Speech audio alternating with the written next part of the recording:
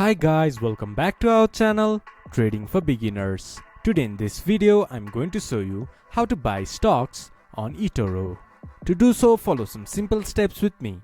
First of all, open your Etoro application or go to Etoro website from your browser.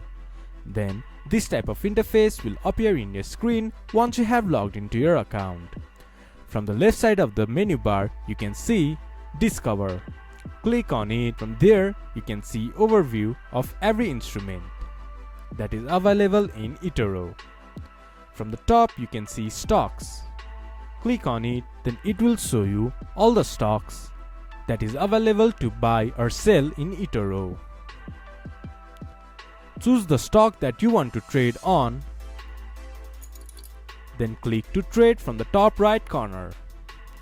From there you can see buy option. Click to buy. This is how you can buy stock in Etoro. This much for today's video. If you guys find our video helpful, please leave a like and comment. And do not forget to subscribe our channel and hit the bell icon. I'll see you guys again in our next video. Thank you for watching.